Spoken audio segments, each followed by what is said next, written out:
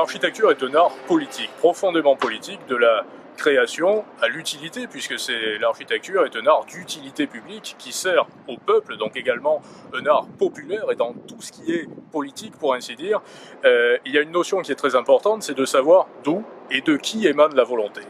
Et lorsque l'on analyse, lorsque l'on s'attarde un petit peu sur l'architecture, on remarque que les architectes sont que très peu décideurs. Ce ne sont pas les architectes qui décident de ce que sera la cité, la région, la nation de demain. Ces décisions proviennent d'une globalité qui peut être constituée de la maîtrise d'ouvrage, qui peut avoir des motivations hédonistes, soit spéculatives également, d'ailleurs de plus en plus spéculatives, ou alors des motivations gouvernementales, pour ainsi dire. Mais ce ne sont pas les architectes qui décident. Les architectes font office de tampon, en quelque sorte, entre la population, le peuple, donc ceux sur qui va s'exercer l'architecture, ceux qui vont recevoir l'architecture d'une nation, et les volontés que je viens de citer. Alors on remarque également que les architectes ont un devoir d'intégration. On va vers une société qui va être de plus en plus informatisée.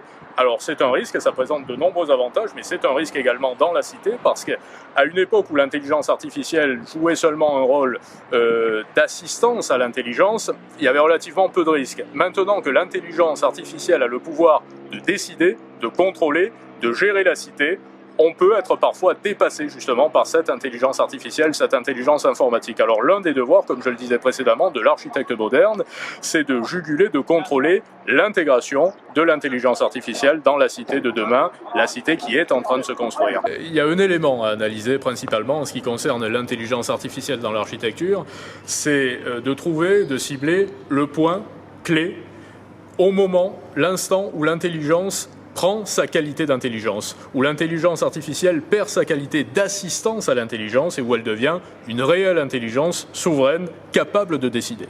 Parce que c'est la définition de l'intelligence. L'intelligence est capable de décider. Dans l'architecture, l'intelligence artificielle est entrée par la domotique, à une époque où elle ne décidait pas. Elle était une assistance à l'intelligence de l'architecte et du patrimoine architectural d'il y a 40, 50, même un petit peu plus, puisqu'on a démarré réellement, on a commencé à parler d'intelligence artificielle en 55, 56 à peu près. Et à l'heure actuelle, on vit une période de transition, une période très particulière, parce qu'il y a dans la cité moderne, dans la Smart City, comme on dit, de plus en plus d'intelligence artificielle. Alors ça peut être un risque également par rapport au rapport humain de demain.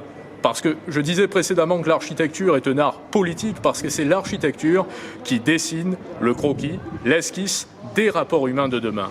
Et si on va vers une architecture qui est de plus en plus déshumanisée, en quelque sorte, on aura des rapports humains à refonder, des rapports humains qui seront un petit peu plus complexes, un petit peu plus impersonnels, naturellement, et des rapports humains, en tout cas, qui seront à remoduler. Au plus il y aura d'intelligence artificielle dans l'architecture, que ce soit au stade de la création ou au stade de l'utilité, au plus nous devrons revisiter notre façon de vivre ensemble, notre façon de vivre dans la cité, dans la région, dans la nation. Alors il y a également une dictature réglementaire, pour ainsi dire, qui est de plus en plus stricte, parce que les lois s'accumulent et qui sanctionnent en quelque sorte la création. Et la faculté, la liberté de création de l'architecte est essentielle pour la construction du patrimoine immobilier de demain, la pérennité et la puissance également de notre patrimoine architectural et immobilier en France. Donc il faut qu'il y ait une liberté qui puisse exister de façon souveraine, si je puis dire, dans l'architecture, et qui ne soit pas de trop sanctionnée par une réglementation qui plus est, qui a tendance parfois en France et dans différents microcosmes, pas seulement dans l'architecture, à se contrarier. Ouais, on a tout intérêt naturellement pour avoir demain un patrimoine architectural, un parc immobilier de qualité, à compter sur la capacité, les aptitudes créatrices de nos architectes français.